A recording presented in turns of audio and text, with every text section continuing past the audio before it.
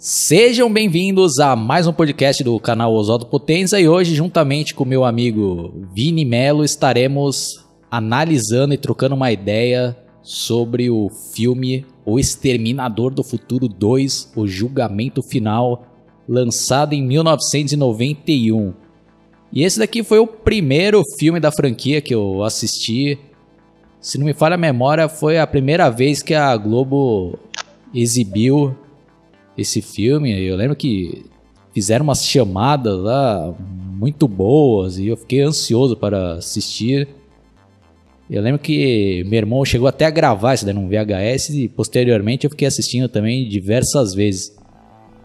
E um grande marco desse filme foram os efeitos especiais que estavam muito à frente da sua época. Não tinha nada igual até então. Hoje em dia esses efeitos já são comuns, né? Mas para aquela época era algo ali de outro mundo. E sem contar a ideia que tiveram para o Exterminador, que tinha, né, como uma das características se transformar ali em outras formas, porque ele era feito de metal líquido e o efeito ali caiu como uma luva. E tanto que até assistindo uma entrevista mais recente do Edward Furlan, ele comentou que quando ele leu o roteiro e aquelas partes, né, que tava dizendo, né, que tinha aquelas perseguições e que ele explodia lá o caminhão e o Exterminador se transformava ali, né, numa forma líquida, e ele ficou se pensando, pô, mas como que eles vão fazer isso daí, né? Porque até então, né, CGI naquilo lá tava bem no princípio, né? Aí depois, quando ele viu o resultado final, ele mesmo também ficou, né, espantado com o avanço ali tecnológico, né? Então eu já vou passar aqui a vez para o Vini falar aí quando que ele conheceu a franquia e também se ele quiser falar um pouco aí sobre o primeiro filme, né, já que ele não participou da primeira análise. É com você, Vini. Bom, primeiramente, boa noite. Então, o filme do Exterminador do Futuro, o primeiro que eu conheci foi justamente o 2, quando ele passou na Record. Só que na época eu não tinha dado muita atenção, eu demorei um bom tempo para assistir esse filme, e quando eu assisti, eu curti bastante. Daí depois eu assisti o 3, que eu já não curti muito, principalmente porque devido à troca de ator e porque a vilã do filme eu não achei tão carismática. E o primeiro filme eu só fui conhecer bem depois, quando eu acabei comprando o DVD. Bom, então esse filme aqui tem coisa pra caraco, né, pra gente falar.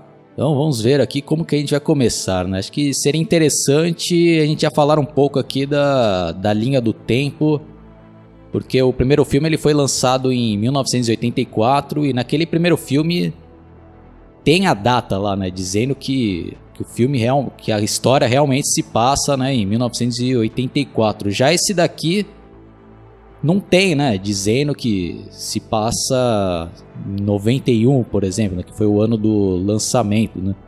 Tanto que causa muita confusão nisso daí, tanto que até conversando em off com o Vini, ele mesmo me chamou a atenção lá, porque no filme tá dizendo que o John Connor estava com 10 anos de idade, né?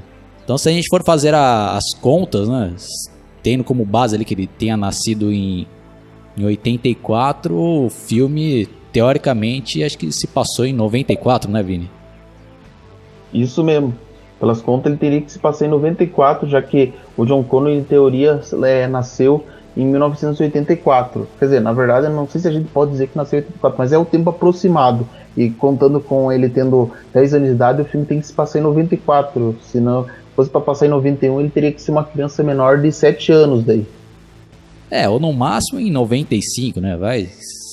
Vamos supor que ele tenha nascido também em 85, né? Bom, é só uma curiosidade aí que às vezes, né, causa uma certa confusão. Então acho que é bom a gente já começar aqui já relembrar, né, as cenas iniciais e conforme for aí a gente vai comentando aí, né, Vini? Acho que você já pode começar aí, por favor. Bom, o filme já começa com a cena do apocalipse, da guerra das máquinas com os humanos, com a Sarah Connor fazendo a narração. E uma curiosidade dessa introdução é que, ao contrário do que a gente viu lá no primeiro filme, aí a gente já mostra o John Connor, né, que parece ele lá com uma cicatriz no rosto, que é a cicatriz de guerra, e daí já corta para a chegada do T-800, que pela primeira vez, né, que é curioso, é que, diferente também do primeiro filme, aí já mostra aquela famosa esfera lá que traz ele de volta, e naquele primeiro momento que você vê, você fica pensando, e como é que ele voltou, se ele foi destruído lá? E eu acho bem legal essa cena lá, que daí mostra a visão em primeira pessoa dele lá, com ele analisando cada coisa, e depois já a luta dele lá para conseguir a roupa, né, que já virou clichê do filme, que sempre que ele tem que lutar com alguém para ganhar a roupa. O que você achou dessa introdução? Na primeira vez que você viu, você chegou assim a pensar se esse exterminador ia ser do mal ou ia ser um herói?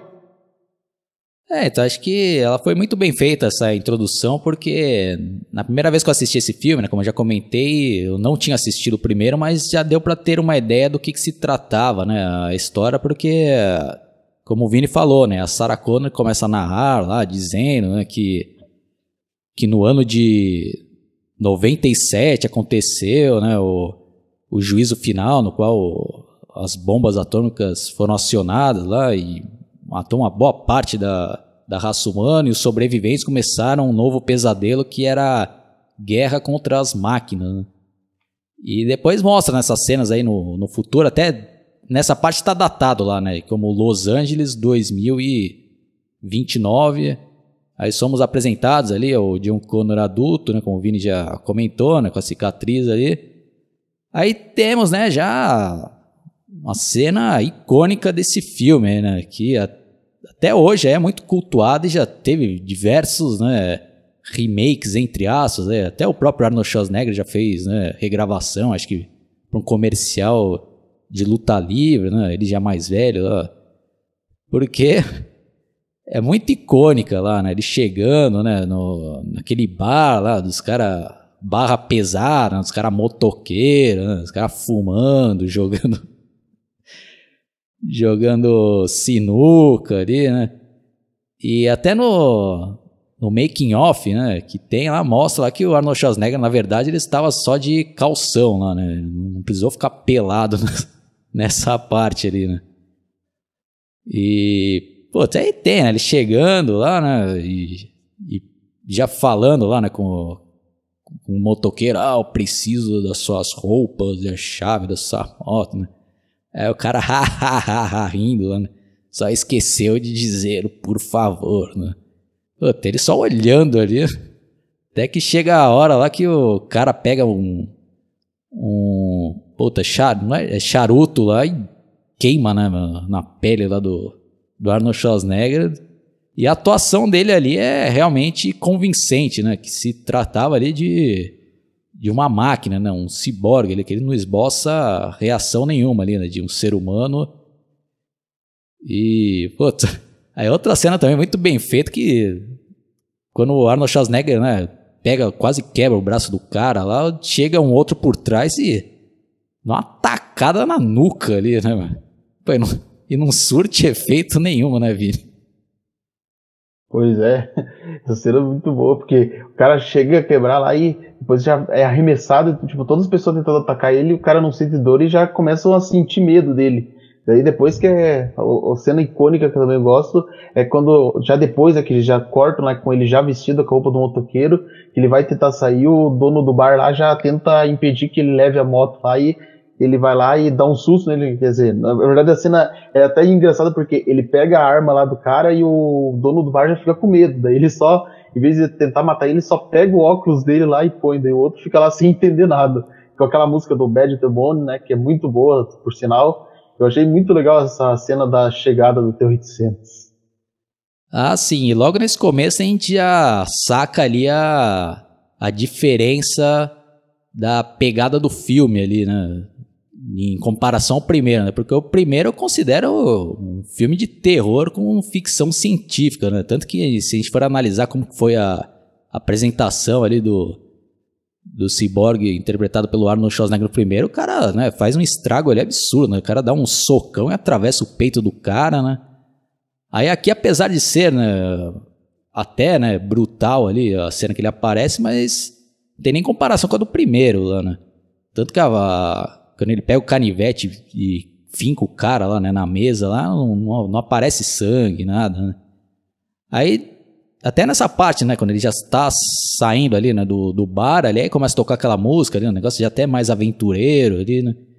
Aí a gente já começa a perceber que tem uma pegada mais de aventura, né, desse filme aqui, né. Aventura, mas mesmo assim, né, na medida certa, não... Acho que até as partes engraçadas, né, entre aspas, não tá não passou do ponto, né? Porque é difícil, né? Você conseguir fazer humor sem passar do ponto e não transformar o filme numa palhaçada, né? Coisa que aconteceu, infelizmente, nas sequências, né? Mas a gente vai deixar para falar isso quando chegar a hora de analisar, né, os outros filmes, né? Aí depois, na sequência, também já somos apresentados ao outro exterminador, né, Vini? Que aparece já numa cena lá que tem um policial indo lá numa parte abandonada da cidade, com uma lanterna, pra ver o que aconteceu, né, Vini? Isso, que no caso ele chegou, viu os raios, só que nesse aí agora não aparece a esfera, mas ele chega lá e vê justamente lá na grade lá a marca que a esfera deixou lá quando ele chegou o T-1000, e logo de cara ele já apunhala ele, claro. Num primeiro momento você pensa assim que ele só nocauteou ele, mas depois, vendo o filme mais pequeno, você já tem a certeza que ele foi apunhalado, e ele já se materializa, já pega lá as roupas dele e já de cara ele pesquisa lá sobre a localização do John Connor, porque lá os policiais têm já aquela tela lá no computador, né, na viatura, para eles descobrir o endereço de tal pessoa para eles localizar. E já depois a gente já vê com quem é o tal John Connor, né, porque como ele nunca apareceu no primeiro filme, você fica até na expectativa quem que é esse John Connor, e a gente descobre que ele tá vivendo numa família adotiva e que ele é bem rebelde, ele não obedece de jeito nenhum aos seus pais adotivos. O que você achou dessa primeira apresentação do John Connor? Ah, sim, é uma apresentação muito bem feita, e principalmente a escolha do ator ali, né, para interpretar ele, que é o Edward Furlong, que vendo ali, né, os making-ofs que tem no Blu-ray, já fica até minha recomendação, não sei se no DVD tem também, né, mas tem um extenso material lá, e acho que, se não me falha a memória, falaram lá que foram tentar achar um moleque, assim, né, acho que numa loja de fliperamas lá, não lembro exatamente, era um lugar lá onde vários jovens, né, frequentavam. Aí acho que chamaram ele lá para fazer um teste, acho que ele nem era ator, né, na época lá, e ele foi fazendo uma bateria lá de testes até que ele foi aprovado e chamaram, né, e realmente ele fez aí um trabalho marcante ali, né, como John Connor. E outras observações aí também que é bem interessante, que também já fica uma outra dica, né, que no Blu-ray, provavelmente no DVD também, né, tem um áudio lá no qual tem o diretor, o próprio Arnold Schwarzenegger, né, e outros envolvidos ali com a criação do filme, comentando o filme inteiro lá, né. Então tem várias observações interessantes, né, e uma delas lá que eles falam que na ocasião lá, né, que a primeira vez que o Arnold Schwarzenegger aparece, eles queriam deixar a dúvida ali que se ele era um vilão mesmo, porque no filme anterior ele era, né, aquele exterminador lá que fez um estrago absurdo lá, né? E eles quiseram também, né, deixar a dúvida que até, né, quando apresentou ali, né, o adversário dele, que se veste de policial. E outra coisa também que eles falaram lá, que eu achei bem interessante, é que essa ideia de eles se vestir ali de policial, que por si só já seria um disfarce perfeito para ele entrar onde ele quisesse ali, né? Então, acho que até nisso daí foi muito bem pensado, né, Vini? Sim, foi. Inclusive, uma vez eu vi esse tempo, uma curiosidade que eu não podia deixar de citar, é que as ideias inicial deles era que o vilão fosse o próprio Michael Bay lá, que tinha feito o Kyle Reese. Tipo, no caso, eu acho que ele seria o T-1000, só que sendo interpretado por ele, para tentar causar um abalo psicológico na Sarah Connor. E também outra ideia que eles tiveram nesse filme é que o Schwarzenegger fizesse papel duplo, fizesse o Exterminador herói e fizesse o Exterminador vilão, e que a gente ficasse a maior parte do tempo se questionando quem que é o vilão e quem que é o herói. Não sei se você sabia disso, Oswaldo. Pô, não sabia, Vini. Acho que seria interessante, sim, essa ideia. Se fosse, né, o mesmo ator que interpretasse o Kylo Reese. Putz, acho que seria legal, sim, hein? E você acha que seria legal ou não? Sim, eu acho que seria legal, principalmente se tratando da Sarah Connor, porque ela ficaria naquela dúvida, né? Até porque ela tá apaixonada pelo Caio ainda, então seria muito interessante ela pensar que ele é o herói, mas na verdade ele é o vilão. E também seria interessante essa ideia se fosse fazer dois Schwarzenegger, apesar que ao julgar, né? Quer dizer, pelo menos da parte da Sarah Connor, ela ia ficar com medo dos dois. O John Connor não, Sim. porque como ele não viveu aquilo do 1, para ele ia ser diferente, mas a Sarah, ela ia ficar traumatizada, mas eu não sei se no fim eles decidiram fazer isso porque seria mais caro, né? Daí, coisa que curioso que o Schwarzenegger só viria interpretar papel duplo anos depois no filme Sexto Dia, mas eu acho que ali pra época eles não devem ter conseguido, porque talvez fosse muito caro para chamar o dublê tudo e fazer o Schwarzenegger num papel duplo, mas de todo modo eu acho que eles escolheram bem o ator que fez o vilão, a performance do Robert Patrick tá sensacional. Ah, sim, já adiantando aqui, né? Logo de cara que eu dou 10 pra esse filme, né? Não tenho que botar defeito aí, a gente só tá comentando aí que seria algo, né, curioso se tivessem feito essa ideia aí, né? Que pra mim até então era desconhecido. Bom, mas voltando ao filme, né? Aí temos aquela apresentação lá, né, do John Connor, né? E a mãe lá adotiva dele, falando pra ele arrumar o quarto, ele ignorando, né, arrumando lá a moto, aí ela vai pedir lá pro marido, ele não está me ouvindo, né, aí o marido vai lá querer dar bronca no John Connor, né, ele, você não é meu pai, né, cara, tudo rebelde lá, e sai de moto com o amigo dele na garupa e toca já uma trilha ali marcante, né, que é a música You Could Be Mine do Guns N' Roses, né, e outra curiosidade é que o plano original deles era ter colocado Welcome to the Jungle, né? E tanto que o próprio Arnold Schwarzenegger recebeu, né, o Axl Rose e o Slash na casa dele, né, para conversar e chegar lá no acordo, e eles apresentaram essa música, né, que seria do novo disco deles, né? Pô, gostaria que colocasse uma música nova, nossa, né? Aí o Arnold Schwarzenegger escutou e gostou e aprovou, né? E entrou pra história, né? E também outro parênteses é que tem, né, um clipe dessa música que tem até a participação do próprio Arnold Schwarzenegger interpretando ali o T-800, né, que tá ali indo caçar os integrantes do Guns N' Roses. Não sei se o Vini chegou a assistir esse videoclipe, se não assistiu, ou quem estiver escutando ainda não assistiu, eu vou deixar o link aí na descrição, porque é um clipe imperdível. Então, você chegou a assistir, Vini, esse clipe? Caso não, né, pode continuar aí, por favor. Esse clipe eu nunca tinha assistido, mas agora que você falou eu vou procurar ele, deve ser muito interessante. E agora, prosseguindo a análise do filme, outra parte que a gente não pode deixar de citar é quando já aparece a Sarah Connor, e agora ela já é badass, né? Já tá bem diferente lá do primeiro filme, que ela era mais frágil, aqui ela já tá super musculosa, que é também curioso porque isso daí não foi feito com o uso de dublê nem nada. A própria Linda Hamilton, ela se dedicou a 3 meses com uma alimentação balanceada para ficar o corpo musculoso.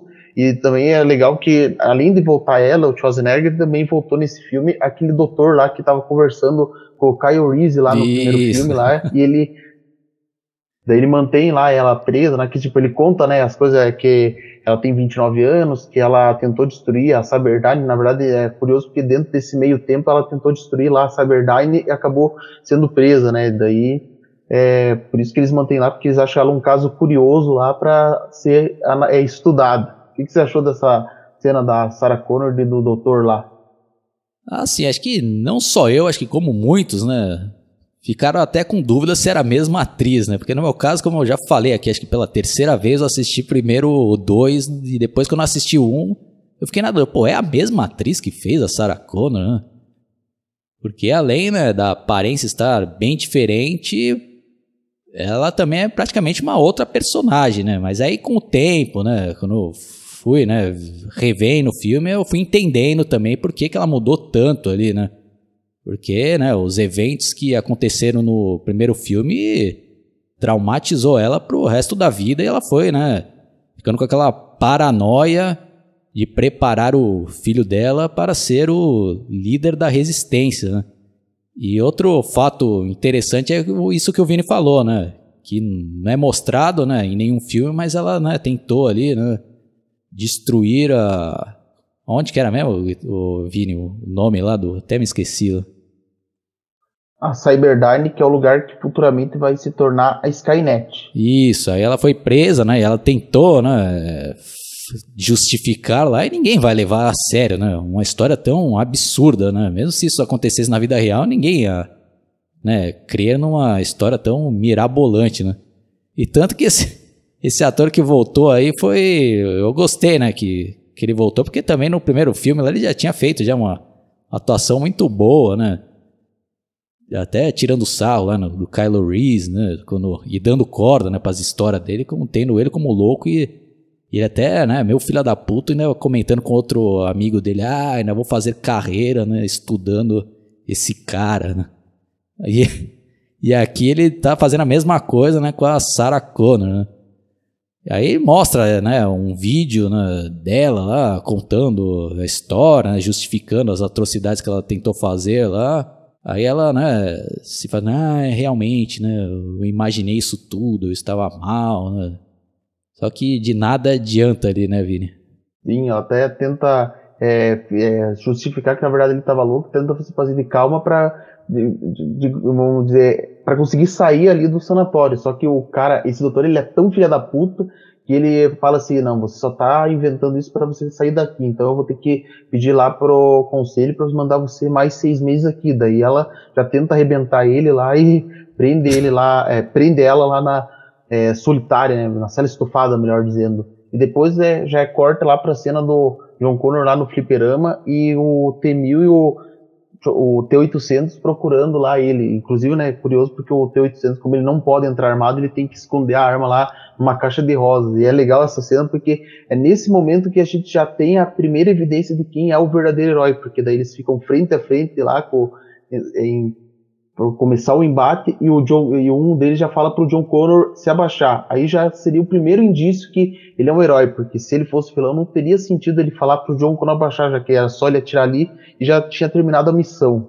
Ah, sim, né? E outra curiosidade, né? Acho que pro Vini, acho que ele nem deve ter se sacado, porque ele não é muito fã, né, do Guns N' Roses, mas é uma referência clara ali do Arnold Schwarzenegger escondendo, né, a arma ali numa caixa com flores, né? Que referência claríssima ali para Guns N' Roses, né? Armas e rosas.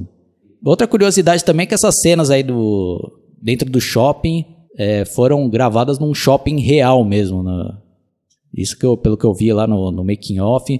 Só essa loja ali de fliperamas que eles tiveram que montar porque não tinha, né? Lá nesse shopping, né? E tanto que o Eduardo Furlan ele ficou, né, maravilhado e jogando pra caraco lá as máquinas, porque ele era criança na época, né?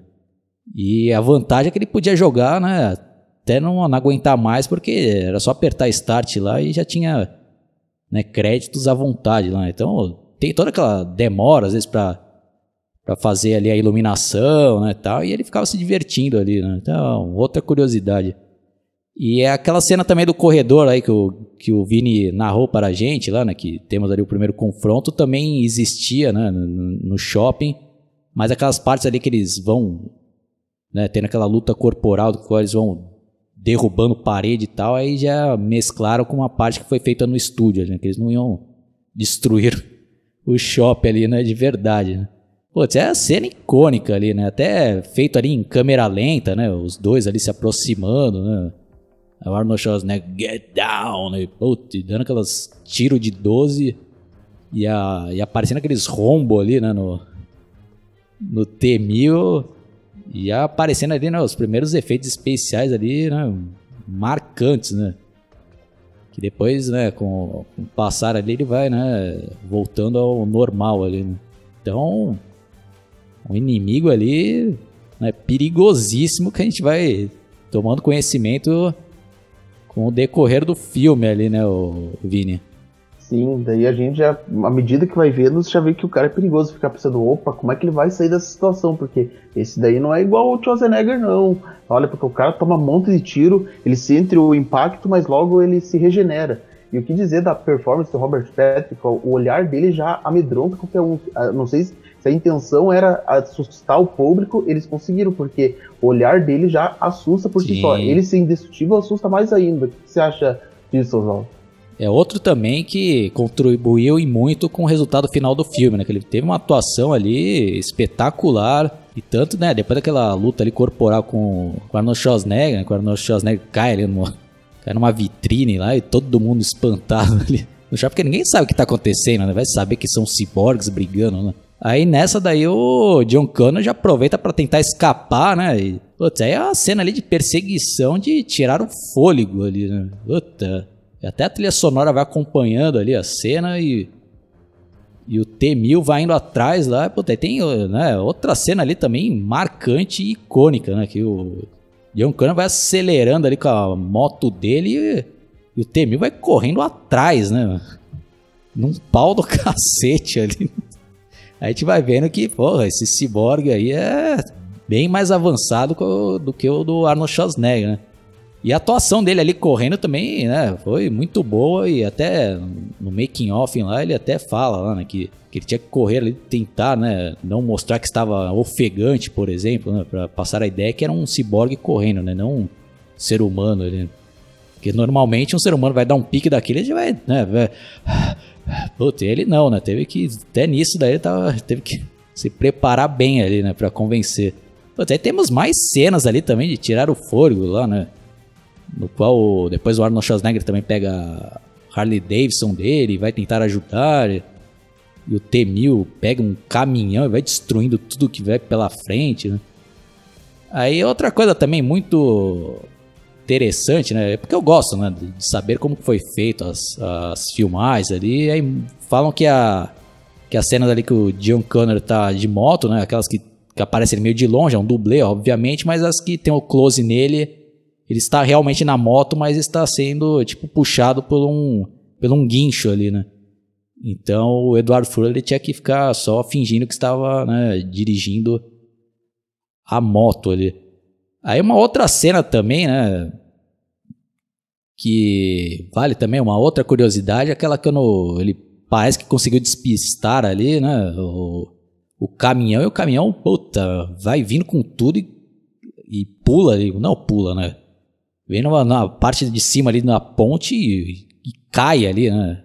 Tanto que tem até um erro clássico ali de continuação que incomodou o James Cameron durante, né, vários anos ali, né, até ele conseguir corrigir na versão que foi lançada alguns anos atrás, né, quando foi refeito ali em uma versão 3D, que foi a única alteração que ele fez, né?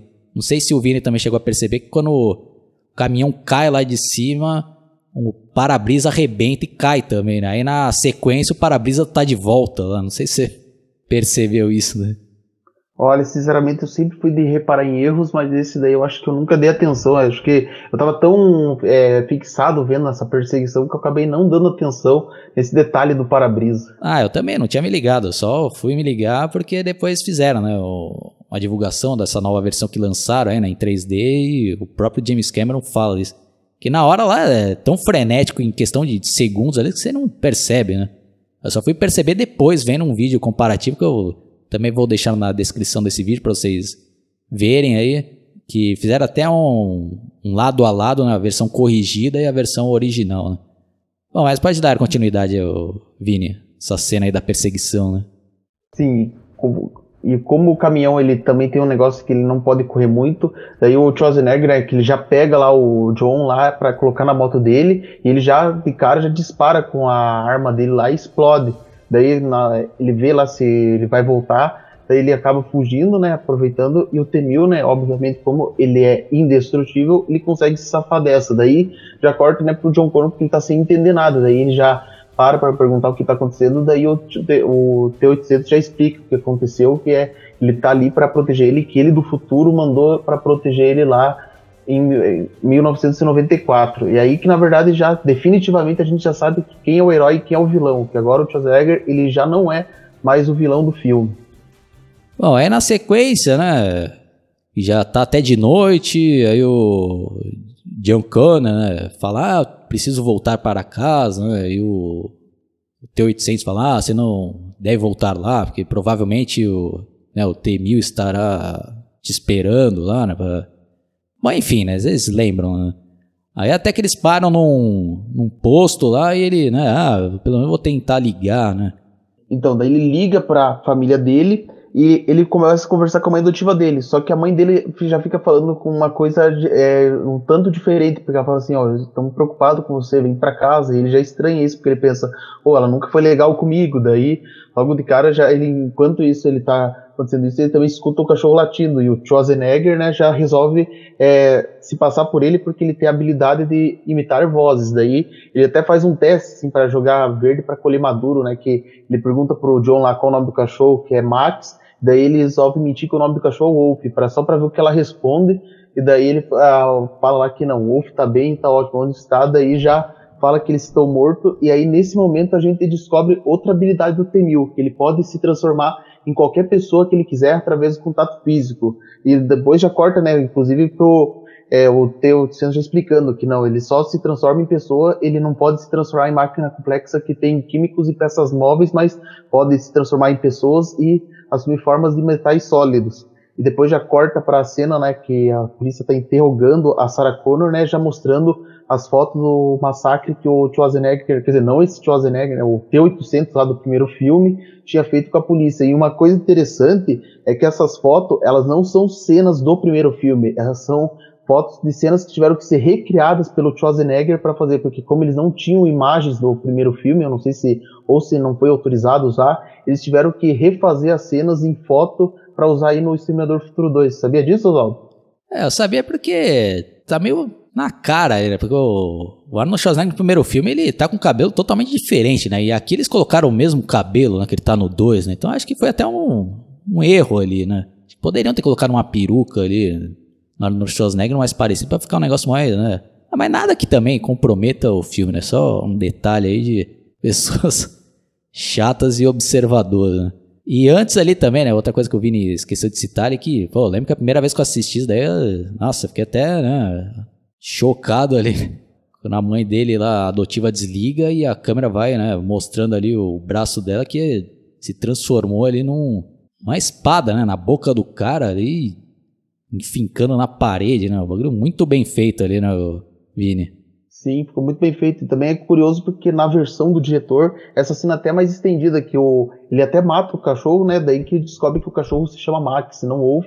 E também, ao mesmo tempo que ele tá lá, ele também foi para tentar investigar mais coisas do John, né? Que ele encontra as cartas lá, que ele mandava pra mãe dele lá, que eu acho que é pra ele descobrir o endereço, né? Do lugar onde ela tá, né? Internada. E ele resolve já ir lá, tanto que inclusive o próprio John Connor em seguida fala, não, nós temos que ir lá salvar minha mãe, e o próprio T-800 já adverte ele, não, a maior chance do T-1000 ter sucesso é se passar para Sarah Connor, te enganar você e te matar. E ele tenta persuadir ele lá e não consegue, daí até ter o momento que ele descobre que o T-800 ele pode fazer qualquer coisa que ele mandar. O que você achou dessa cena, quando ele descobre que o T-800 ele pode fazer tudo que ele mandar? Ah, sim, aproveitando aí, né, para falar de um outro destaque do filme, que foi a relação entre esses dois personagens, né, e a atuação tanto do Arnold Schwarzenegger como do Edward Furlong foram muito boas ali, e foi algo que a gente sentiu muita falta depois no Exterminador do Futuro 3, né, não ficou legal ali, mas a gente vai chegar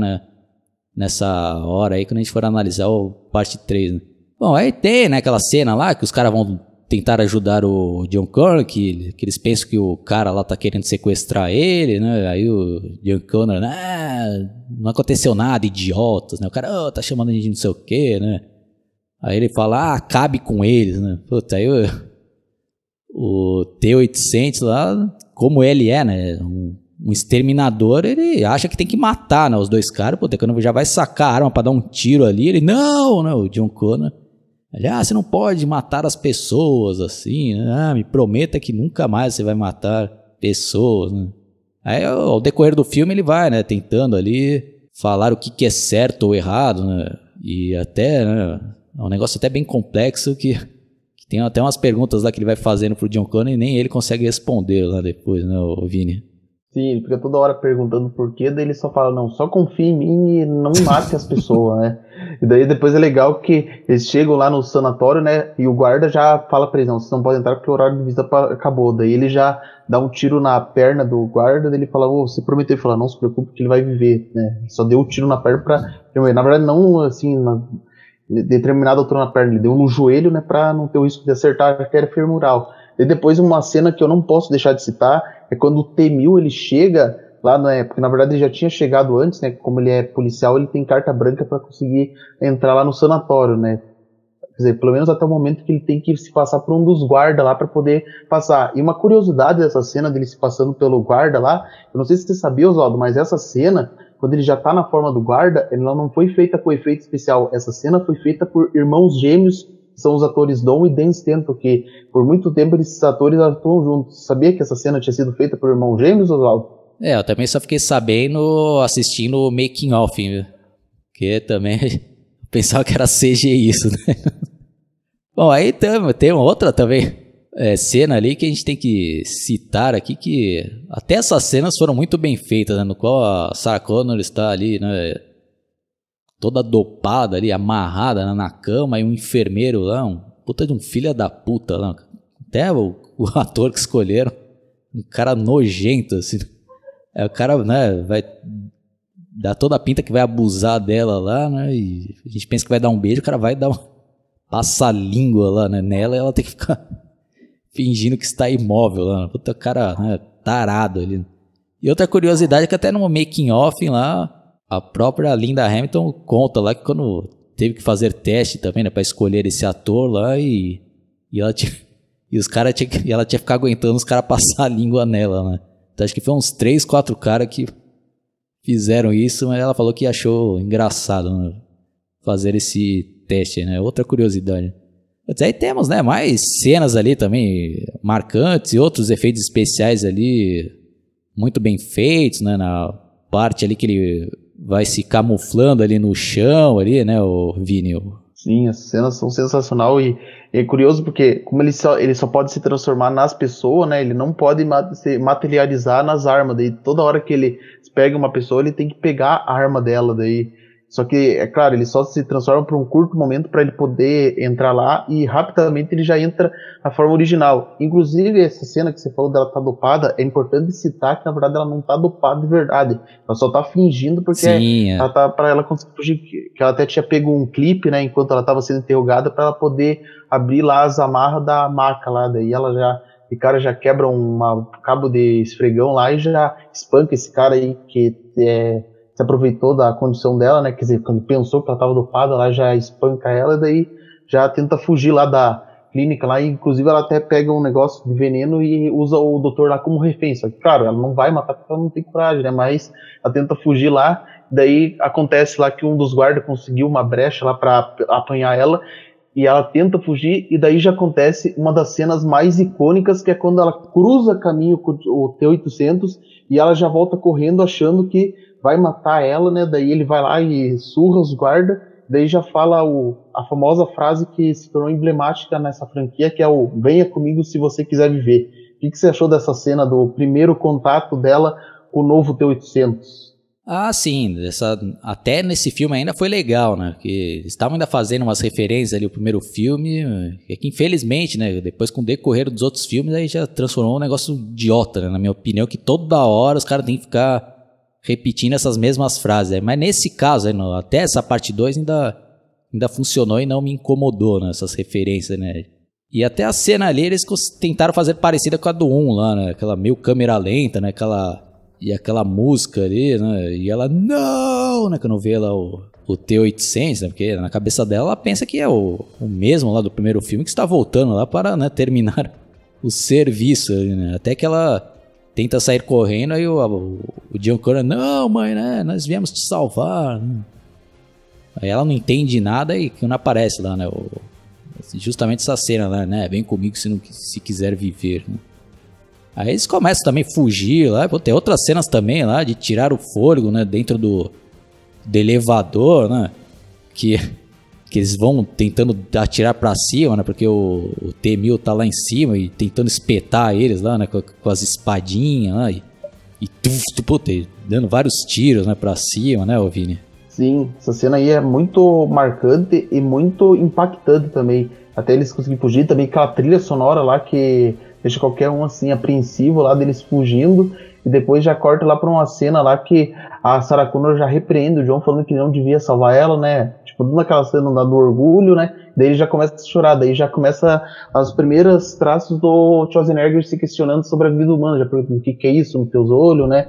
E daí já corta pra uma cena lá quando eles se abrigam numa garagem. E eu não posso deixar de citar essa cena, a versão estendida do diretor, porque enquanto eles estão fazendo os curativos lá, né, daí ela resolve, T-800 acaba até explicando todo o seu funcionamento, e ela tira lá o chip dele lá, né, acaba ele ficando desligado, e ela até tenta destruir o chip lá, e o John Connor impede ela, ela fala lá, não, você não conhece essa máquina aí, você não sabe o que ele é capaz de fazer. E o John Connor fala, não, eu vou ensinar ele a ser humano. E isso que eu acho legal desse filme, porque aí a gente mostra duas perspectivas, porque enquanto o John tá adorando ter o seu próprio exterminador e já tá começando a desenvolver um vínculo de pai e filho com ele, a Sarah Connor, ela não olha ele com bons olhos, porque ele é o mesmo exterminador, é o mesmo modelo do exterminador que matou ela, tentou matar ela lá no primeiro filme. E a gente acaba entendendo isso também, só que como a gente sabe que ele é herói, a gente até fica certo, dependendo da situação, com uma certa raiva da Sarah Connor, mas ao mesmo tempo é justificável o porquê dela não confiar tanto nesse exterminador. Concordo, Vini. Boa análise que você fez aí. E essa cena que você citou lá, né, que entrou no corte do diretor, versão estendida, acho que ficou legal como eles conseguiram resolver depois nessa versão final lá, né, que em vez de eles ficarem mostrando, né, tirando lá chip lá, eles só, né... O Arnold Schwarzenegger lá fala, eu tenho a capacidade de sempre estar aprendendo, é mais ou menos isso que fala, então já conseguiu resumir, né? Porque esse filme é longo, né? Tem 2 horas e 17, né? E a versão lá do diretor tem bem mais, né? E tanto que aproveitando aqui já, Vini, tem algumas cenas lá, né, na versão do diretor que eu achei desnecessárias, né? Não sei se você vai concordar comigo, por exemplo, aquela que aparece uma espécie de alucinação ali, que a Sarah Connor, quando ainda está presa lá no sanatório, vê o Kylo Reese, né? É legal por um lado ver, né, o ator reinterpretando o personagem, mas acho que ficou meio desnecessário aquilo lá, Vini. O que você tem a dizer dessa cena aí? Eu vi pouco essas cenas. Por um lado ela ficou boa porque tem o Michael Bay lá reprisando o Kylo Reese, mas no geral a cena fica um pouco até sem sentido, né, de ter sido mantida, né? Quer dizer, não foi mantida na edição final, mas acabou sendo até no mínimo uma cena sem sentido. Agora, outras cenas que eu acabei achando ruim, que ficou fora, mas pelo menos eles colocaram na edição final, como essa a Sarah tentando destruir o chip. Essa, pelo menos para mim, na minha opinião, seria uma boa cena de ter ficado Sim. na edição final. Mas a outra aí do Kyle Reese realmente só vale a pena mais por ter o cara reprisando o papel. É verdade. Então agora a gente vai tentar dar uma resumida na medida do possível, né? Como eu já falei, esse filme é bem longo aqui, né? Então eu vou tentar dar uma adiantada aqui. Aí temos as cenas lá, né? Que eles vão lá para no deserto, lá que ela vai tentar encontrar lá um antigo amigo dela, que aí a gente também acaba descobrindo que foi um dos caras que treinou ela, né? A mexer com armas e tal, e dá a entender que eles tiveram algum relacionamento também. Aí vai estreitando ali os laços também de amizade entre o John Connor e o T-800. Temos também aquele sonho, né, que ela tem ali, né, do futuro ali, que também foi muito bem feito, né? Até no making of falam lá que ganhou até prêmios lá como a simulação de que aconteceria, né, no mundo se as bombas atômicas fossem acionadas, né? Então eles fizeram tipo uma maquete lá de como aconteceria lá da cidade sendo destruída. É um negócio ali aterrorizante, né, Vini? Sim, com certeza, muito aterrorizante. Eu mesmo ficava com medo dessa cena até o momento que mostrava que era um pesadelo dela lá, porque era muito bem feito aquela cena lá. Daí depois já vê lá que o John Connor lá vê que ela vai tentar matar o Miles Dyson, porque ele acaba sendo responsável lá pela criação da Skynet, e eles vão lá. Daí até o terceiro ele fala assim, mas matar ele pode acabar com a guerra. Você ainda não entendeu o valor da vida humana, né? Daí ele até fala, mas o T-1000 ele tem os mesmos arquivos de missão que eu, ele pode prever isso. Daí, legal quando ela tenta lá matar o Miles, só que ela não consegue matar ele porque ela ainda tem aquele lado humano, então ela acaba hesitando. Até daí chega lá o John Connor lá e o T-800 para impedir, e daí que ele tem que se revelar que quando ele tira lá a carne do braço, e já revela o braço dele lá. E também que é curioso porque aí ele já, que a gente acabou esquecendo de citar, que lá no começo do filme foi mostrado que os caras eles tinham guardado Sim. o braço mecânico e o chip dele. Inclusive, né, eu não sei se você conhecia as cenas inéditas que ficaram de fora do Exterminador do Futuro 1, mas tem um momento que mostra lá que os caras tinham pegado esse chip aí, né, indicando que eles iam ter que usar ele para estudar lá. Você sabia já dessas cenas inéditas do primeiro filme que mostra isso, Oswaldo? Sim, é que acabaram tirando, né, na última hora lá. Eu acho que seria interessante, né, Vini, se tivessem colocado ali no primeiro filme, mas depois acabaram, de certa forma, sendo a ideia, pelo menos, foi reaproveitada, né, no segundo filme lá, né. Então, pra você ver como essas viagens no tempo começaram já a influenciar ali, né, e mudar a história, né. Ou não, né, porque esse é um negócio bem complexo que a gente pode até fazer um outro podcast só pra falar sobre isso daí, porque como eu já falei na primeira análise lá, né, do primeiro filme, dá um nó na cabeça saber, né, que o pai do John Connor era um cara que veio do futuro. Putz, é um negócio que a gente vai deixar pra uma outra oportunidade, né, discutir isso daí, né?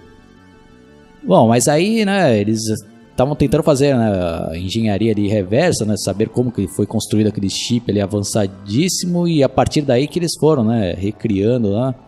E tanto que tem outra cena ali também marcante que pra época ali, eu ainda era meio pequeno, eu fiquei até meio, né, impressionado com aquela parte lá que o T-800, né, pega a faca ali, vai abrindo ali o braço e vai, né, mostrando ali o esqueleto de metal ali, né, Vini? Não foi muito bem feita também essa cena, né? Sim, foi muito bem feito. Às vezes eu até ficava pensando como que eles fizeram para ter um braço assim, mecânico, mas claro que depois você entende que aquilo na verdade é tudo um chroma key, ele só tá usando um negócio verde no braço e eles colocam esse efeito especial.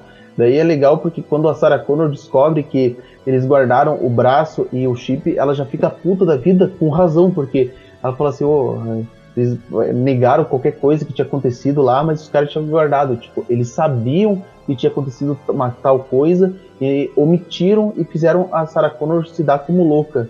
Eu acho bem legal essa cena, né? Daí já fala, não, você tem que destruir esse braço, esse chip, destruir qualquer coisa lá da Cyberdyne lá pra impedir a criação da Skynet. E a cena lá no final que eles estão na Skynet eu acho sensacional, né? Que ele está lá com os guardas lá, né? Só que ele tem que, tipo, são obrigados a entrar armado lá, mas aí acionam lá o alarme silencioso, então eles têm que se apressar. Eu acho que essa cena ficou boa, Oswaldo, lá que tá acontecendo tudo isso lá, que eles têm que ir às pressas lá, tentar destruir o mais rápido possível antes que a polícia chegue lá? Ah, sim, né? Acho que não tem nenhuma cena ruim, e esse filme aí é muito dinâmico, né? Apesar de ter 2 horas e 17, ele passa rápido, né? Porque tem cenas ali de... você não consegue nem respirar ali, de tão bem feito, né? E tem, né, já dando uma adiantada lá, né? Quando depois o Arnold Schwarzenegger pega aquela arma lá poderosíssima lá e vai tentar, né, atrasar lá a polícia, né, que chega lá, né, porque já acionaram todos os alarmes, né, eles estão quase já pra destruir tudo. Aí tem aquela cena também lá, que pra época também era algo, né, muito bem feito, e até comparando com os outros Exterminadores que foram feitos depois aí, nenhum conseguiu chegar perto, né, do resultado final dos efeitos desse segundo filme, né? Aquela cena dali também que o T-1000 pega ali um helicóptero, e tem uma referência ao primeiro filme também que ele entra lá e o piloto fica, né, abismado ali, né, com o que ele tá vendo, porque ele se transforma ali no metal líquido e depois fica na forma ali aparentemente humana, e ele fala, saia, né? Que quem vai lembrar do primeiro filme vai lembrar, né? Quando o Arnold Schwarzenegger entra lá no caminhão e fala pro cara, saia, o cara pula lá, né, com caminhão em movimento. Só que no caso aqui o cara sai, o cara tem que pular ali do helicóptero, o cara morre, né, filho? Então acaba sendo engraçada essa cena aí, né? Sim, fica muito engraçada essa cena, daí já acontece lá toda a perseguição, só que o T-1000, né, como ele quer pegar ele rápido, ele já desce o helicóptero, mas o Schwarzenegger é esperto e dá uma freada brusca lá pra destruir o helicóptero, e depois já começa outra perseguição, que eles pegam um caminhãozinho pequeno, né, só que como eles são os heróis, obviamente eles poupam o motorista, enquanto que o T-1000 já, tipo, o caminhoneiro para lá, pergunta se ele tá bem, e o cara já mata ele na hora, tipo, sem ter nenhum tipo de compaixão. Já começa uma das perseguições, assim, mais tenebrosa, né, do filme, até o momento que eles chegam lá na usina, só que como o caminhão é de nitrogênio líquido, ele se quebra, e o T-1000 acaba ficando no estado sólido lá, e ele... acontece aquela famosa frase do hasta la vista baby, e destrói ele. Só que, claro, né, como eles estão numa usina que muito quente lá, ele acabou conseguindo se regenerar, porque como ele é metal líquido, já voltou pro estado líquido e já se regenerou. Só que eu acho até no mínimo engraçado essa cena, porque o cara ele tava com o capacete, tudo lá vestido, né, como ele tava andando de moto, e depois já volta na forma original dele de policial. Então você pensa assim, é meio sem sentido ele continuar com aquela farda, sendo que a roupa que ele tava usando, né, o capacete não voltou. E só isso que pra mim fica muito esquisito quando ele se regenera. Eu não tinha me ligado nisso daí não, Vini. Verdade. Boa observação. E outra coisa também lá que é mostrado no making off lá é que aquelas cenas de perseguição ali com um helicóptero foram feitos mesmo, né, com coisas reais ali. Era um piloto ali com o helicóptero fazendo aquelas manobras ali radicais e aí tá aí, né, o exemplo perfeito de mesclar, né, efeitos práticos com CGI, né. Infelizmente, né, de uns tempos pra cá eles estão, né, fazendo tudo em CGI e o resultado fica muito fake, né? Nesse caso aqui foi feito de maneira brilhante, né? Essa mescla aí, como eu já falei, né, dos efeitos tradicionais com o CGI, né? Bom, aí, né, temos, né, essas cenas que o Vini falou lá, né, e aquela frase que entrou pra história também, né, aquela do hasta la vista, baby, né? Dá um tiro lá, né, e puf, estoura lá, né? Aí temos aquela cena também comovente lá, né? Que ele, ainda existe um chip, né? Aí ele, qual? Aí o moço tá apontando pra própria cabeça, né? Aí o John Connor, não quero, né? Que você morra, né? Não, mas é preciso e tal. Pô, tá bagulho emocionante, né, Vini? Sim, é muito emocionante, porque daí ele já fala, agora eu entendo porque vocês choram, mas eu não posso, é uma coisa que eu nunca vou fazer. E tipo, ele demonstra assim, que realmente desenvolveu o sentimento pelo John. E nesse momento também é emocionante por conta disso. E também porque a Sarah Connor até estende a mão, mostrando pela primeira vez o sinal de respeito pelo Exterminador. Porque agora ela finalmente entendeu que esse Exterminador aí não é como aquele lá que tentou matar ela no primeiro filme. Esse aprendeu o valor da vida humana. Daí quando ele vai lá se sacrificar, que ele pede, né, no caso para ela descer lá, porque não pode se auto-exterminar, né, claro, se você for parar pra pensar, tá, ele não pode se auto-exterminar, eles podiam só empurrar ele, mas para deixar a cena emocionante, eles descem ele lentamente lá, com aquela trilha sonora triste lá, e não tem como você até não chorar com essa cena, porque Sim. Você vê lá ele descendo pouco a pouco, até ele deixar a mão dele se fechando num sinal de beleza lá, e se desligando lá. É uma cena que é muito emocionante. E eu acho que emociona qualquer pessoa que assistir, até a pessoa mais ruim do mundo, eu diria que se emociona com essa cena. Sim. Aí chegamos, né, na parte final ali, que tem um final oficial, né, o Vini, que mostra ali, né, eles continuando numa estrada, né, e ainda fica meio que aberto ali, que poderia ter, né, uma continuação, né. E temos também um final alternativo ali, né, Vini, que você puder falar um pouco desse final alternativo, dar uma narrada e depois a gente comentar ele. Então, daí nesse final alternativo é mostrado que passou os anos e o julgamento final nunca aconteceu. Nunca estourou as bombas em 1997, conforme era previsto originalmente. O John Connor, ele se tornou um senador e ele estava lutando contra esse negócio de avanços tecnológicos que pudessem acabar com o mundo. Então, ele se tornou um herói, só que ele se tornou um herói de outro tipo. E também é mostrado que ele teve uma filha. E pelo que eu vi nessa cena, naturalmente ele é interpretado pelo mesmo ator lá da introdução, lá que fazia ele como guerreiro, só que agora ele como herói. E esse é um final muito bom, e claro, que analisando o que viria posteriormente, muitos fãs até que passaram a considerar esse o verdadeiro final da franquia. E eu não deixo de concordar com eles, porque realmente, depois de tudo que fizeram, era melhor ter mantido esse filme, e assim teria um encerramento perfeito à saga. Bom, então já vamos ir para as nossas considerações finais. Esse filme aí, pra mim, como eu já comentei, é nota 10. O meu preferido é o 1, né? Mas o 2 é, sem dúvidas nenhuma, excepcional. Claro que não tem como falar que no quesito ali de efeitos especiais, né, de produção, o 2 é bem superior ao primeiro, né? Mas o primeiro eu gosto bastante ali do clima, ali, né, de terror e a história original, mas o 2 aqui também, né, não fica atrás do primeiro, né? Em muitos quesitos aí até supera, né, o primeiro. É só questão de preferência, né? Mas tanto o 1 quanto o 2 pra mim são filmes nota 10, né? E entrou, né, pra história do cinema, né? Várias frases aí acabaram se tornando bordão, né, na história do cinema, né?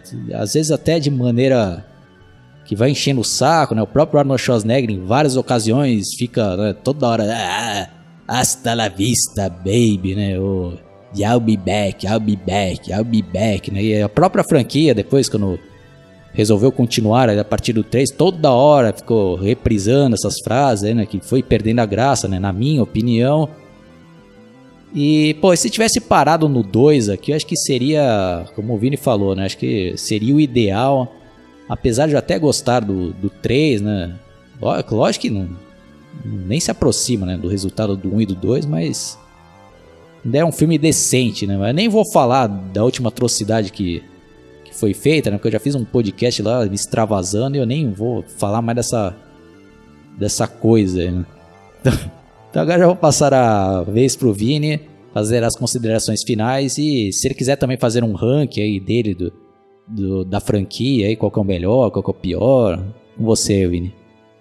E eu também dou nota 10 para esse filme, sensacional, efeitos especiais extraordinários e elenco extraordinário também. E o meu ranking do Exterminador do Futuro, eu vou colocar por primeiro Exterminador do Futuro 2, segundo Exterminador do Futuro 1, o terceiro eu tô até meio dividido porque entre o Gênesis e o Exterminador do Futuro 3, mas eu vou colocar o Exterminador do Futuro 3 porque apesar de eu não curtir muito, tem ainda uma coisa ou outra que eu gosto. Em quarto eu deixo o Exterminador do Futuro Gênesis, em quinto o Salvação, apesar de que o Salvação ainda ele tô dividido porque eu preciso rever esse filme porque eu só assisti ele uma vez, mas no geral o meu patamar é esse, e aquele Destino Sombrio nem conta porque eu nem sequer perdi meu tempo assistindo ele. Foi a melhor coisa que você fez, Vini. Ignora esse filme aí porque realmente esse não vale a pena mesmo.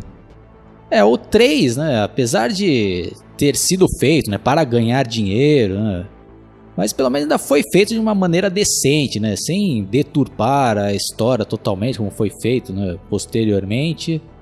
Mas eu vou deixar, né, para falar mais na análise da parte 3, que eu vou fazer em parceria com o Guitardo, né? A gente tá separando aqui, né? O Vini tá me ajudando na análise do 2, o Guitardo vai fazer do 3. Aí na parte 4, não sei se eu vou fazer sozinho ou não, mas acho que depois eu ainda vou fazer um especial juntando eu, o Vini e o Guitardo para falar de toda a franquia e falar de outras partes polêmicas aí, né, da franquia, como a gente vai tentar debater essa teoria, né, de viagens no tempo e aquilo que, né, dá um nó na cabeça dos fãs aí, né, de seria possível mesmo, né, do Kylo Reese ser pai, né, do John Connor. Então fiquem, né, no aguardo. Agradeço aí, né, a paciência de quem teve aí de escutar até o final. Deixem suas sugestões, deixem seus comentários também, é sempre legal saber aí o que vocês acham desses filmes que a gente está analisando, se vocês concordam, discordam. Se inscreva no meu canal, clique no sininho para receber todas as atualizações e também se inscreva no canal do meu amigo Vini, que é exclusivo da franquia Brinquedo Assassino. Tem vários vídeos lá no qual ele vai analisando a fundo e também respondendo várias dúvidas dos fãs. Abraço e até a próxima. Falou!